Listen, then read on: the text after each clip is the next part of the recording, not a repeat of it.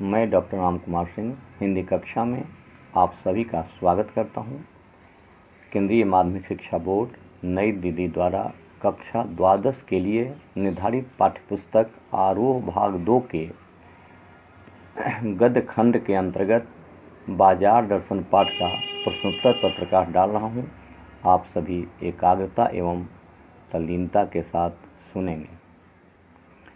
इस पाठ का प्रश्न है, पहला प्रश्न है, बाजार में भगत जी के व्यक्तित्व का कौन सा सशक्त पहलू उभर कर आता है? क्या आपकी नज़र में उनका आचरण समाज में शांति स्थापित करने में मददगार हो सकता है? इसका उत्तर है, बाजार में भगत जी के व्यक्तित्व का यह सशक्त पहलू उभर कर आता है कि उनका अपने मन पर पूरा नियंत्रण है। वे चौक चौराहे पर आंखें खोल कर चलते हैं। बाजार की चकाचौंध उन्हें आकर्षित नहीं करती, उनका मन भरा हुआ होता है। अतः बाजार का जादू उन्हें बांध नहीं पाता। उनका मन अनावश्यक वस्तुओं के लिए विद्रोह नहीं करता। उनकी ज़रूरत निश्चित है। उन्हें जीरा व काला नमक खरीदना होता है तो केवल वे पंसारी की दुकान पर रुककर अपना सामान खरीदते हैं। ऐसे व्यक्ति बाजार को सार्थकता प्रदान करते हैं। ऐसे व्यक्ति समाज में शांति स्थापित करने में भी मददगार हो सकते हैं, क्योंकि उनकी जीवनचर्या संतुलित एवं संयमित हुआ करती है। अगला प्रश्न है, बाजारूपन से क्या समझते हैं? किस प्रकार के व्यक्ति बाजार को सार्थकता प्रदान करते हैं, अथवा बाजार की सार्थकता किसमें है?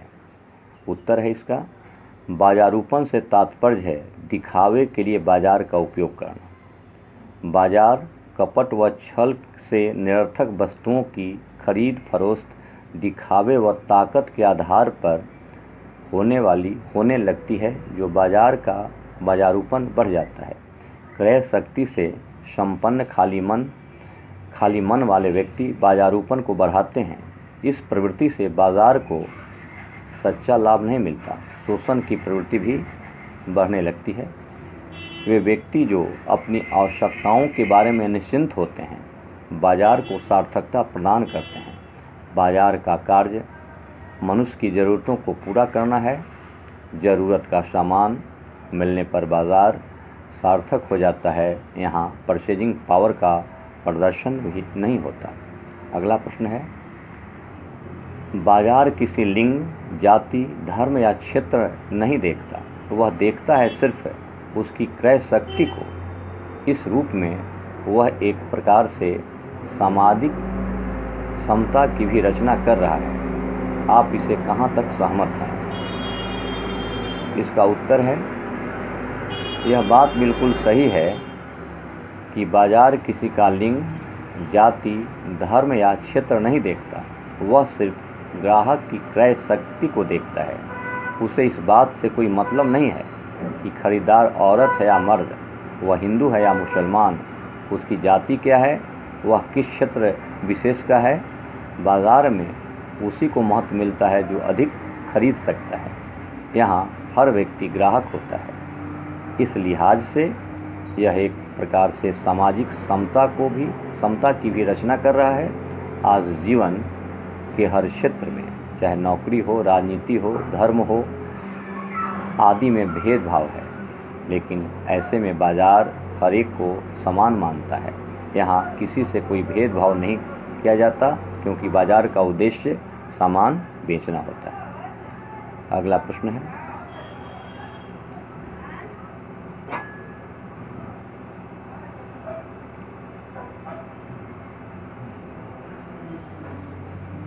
बाजार का जादू चढ़ने और उतरने पर मनुष्य पर क्या क्या असर पड़ता है? तो इसका उत्तर है, बाजार का जादू चढ़ने और उतरने पर मनुष्य का निम्न प्रभाव पड़ता है। पहला है, उसे उन वस्तुओं की कमी खलने लगती है। दूसरा, वह उन वस्तुओं को ज़रूरत न होने पर भी खरीदने के लिए लाचार हो जाता है।